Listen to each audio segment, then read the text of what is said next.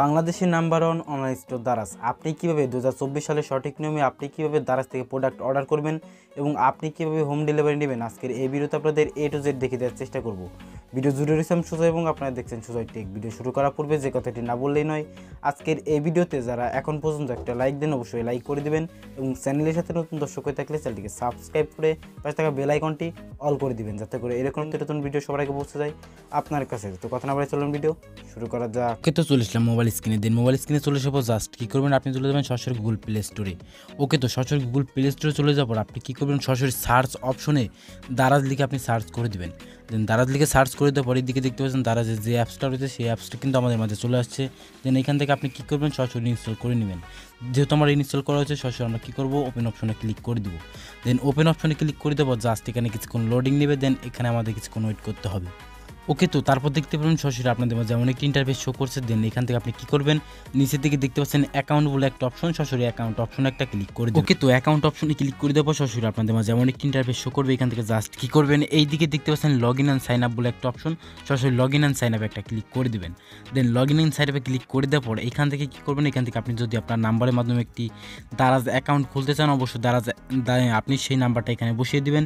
দেন আপনি যদি চান যে ফেসবুকের মাধ্যমে আপনি দারাজ অ্যাকাউন্টটা খুলতে, দেন তাইলে এখান থেকে আপনি কিন্তু ফেসবুকটাও সিলেক্ট করে দিতে পারেন। এবং আপনি যদি চান যে জিমেইলের মাধ্যমে দারাজ অ্যাকাউন্টটা খুলতে, আপনি কিন্তু চাইলে জিমেইলটাও সিলেক্ট করতে পারেন। যেহেতু আমি জিমেইলের মাধ্যমে খুলবো, সরাসরি কী করবো, জিমেইল অপশনে একটা ক্লিক করে দেবো।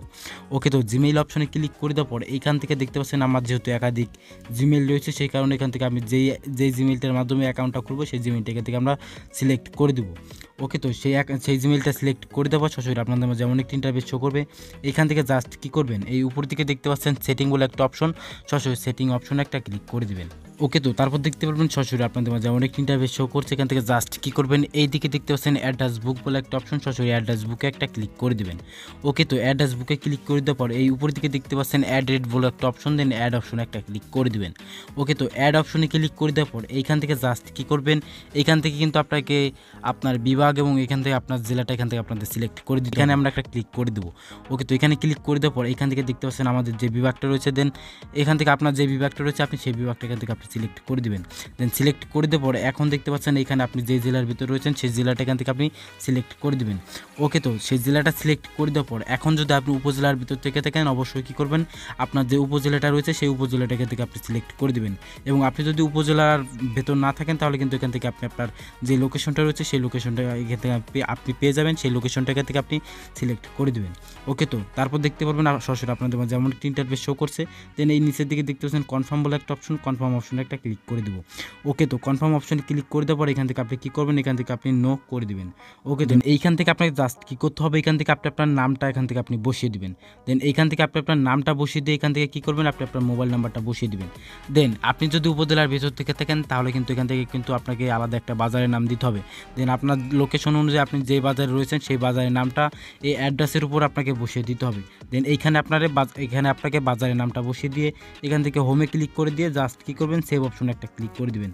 ওকে, তো সেভ অপশনে ক্লিক করে দেওয়ার পর এখান থেকে আমরা কী করবো, সরাসরি দেন এখান থেকে সরাসরি আমরা বের হয়ে যাবো। দেন বের হওয়ার জন্য কী করবো, এই দিকে দেখতে পাচ্ছেন অ্যারো বাটন, দেন অ্যারো বাটন টাচ করলে কিন্তু এখান থেকে আমরা বের হয়ে যাবো। ওকে, তো তারপর কী করবেন, সরাসরি এই দিকে দেখতে পাচ্ছেন সার্চ বার, দেন সার্চ বারে একটা ক্লিক করে দেবেন। ওকে, তো সরাসরি সার্চ বারে ক্লিক করে দেওয়ার পর এখন এখান থেকে আপনি যে প্রোডাক্টটা কিনতে যাচ্ছেন সেই প্রোডাক্টটা এখান থেকে আপনি সার্চ করে দিয়ে সেই প্রোডাক্টের উপর একটা ক্লিক করে দেবেন। ওকে, তো আপনি সেই প্রোডাক্টের উপর ক্লিক করে দেওয়ার পর জাস্ট কী করবেন, নিচের দিকে দেখতে পাচ্ছেন বাই নাও বলে একটা অপশন, সরাসরি কী করবেন, বাই নাও অপশনে একটা ক্লিক করে দেবেন। দেন বাই নাও অপশনে ক্লিক করে দেবো, সরাসরি দেখতে পারবেন আপনাদের মাঝে অনেক ইন্টারফেস শো করছে। দেন এইখান থেকে জাস্ট আপনি কী করবেন, এই দিকে দেখতে পাচ্ছেন আপনি যেই ডেলিভারি লোকেশনটা আপনি অ্যাড করলেন সেই লোকেশনটা কিন্তু এখান থেকে দেখাচ্ছে। দেন এখান থেকে কিন্তু আপনার একটা জিমেইল আইডি দিয়ে এই পাশের দিকে সেভ বলে একটি অপশন পাবেন, সেভ অপশনে ক্লিক করলে কিন্তু এই জিমেইল আইডিটা কিন্তু অ্যাড হয়ে যাবে। দেন এই জিমেইল আইডিটি যদি আপনি অ্যাড না করে তাহলে কিন্তু এখান থেকে আপনি অর্ডার করতে পারবেন। দেখতে পারবেন নিচের দিকে দেখতে পাচ্ছেন ডেলিভারি যে ডেটটা রয়েছে সেই ডেটটাও কিন্তু এখান থেকে দেখাচ্ছে। এইদিকে দেখতে পাচ্ছেন ডেলিভারি চার্জটাও দেখাচ্ছে। দেন এখান থেকে জাস্ট আমাদের যে কাজটা করতে হবে সেই কাজটা হচ্ছে নিচের দিকে দেখতে পাচ্ছেন এই প্রোডাক্টটা কেনার জন্য প্লেস অর্ডার বলে একটা অপশন, দেন প্লেস অর্ডার একটা ক্লিক করে দেবো।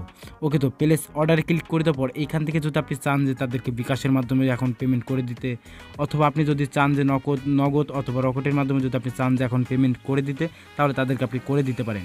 অথবা আপনি যদি চান যে প্রোডাক্ট হাতে পাওয়ার পর তাদেরকে পেমেন্ট করবেন, তাহলে কী করতে হবে, এই নিচের দিকে দেখতে পাচ্ছেন ক্যাশ অন ডেলিভারি বলে একটা অপশন, সরাসরি ক্যাশ অন ডেলিভারিতে একটা ক্লিক করে দেবেন। ওকে, তো বুঝতে পারলেন আপনি কীভাবে 2024 সালের সঠিক নিয়মে দারাজ থেকে প্রোডাক্ট অর্ডার করবেন। এই ছিল ছোট্ট একটি বিষয় আপনাদের মাঝে শেয়ার করার। আশা করি সকলেই ভালোভাবে বুঝতে পেরেছেন। আজকের মতো এই পর্যন্তই, দেখা হচ্ছে পরবর্তী কোনো ভিডিওতে।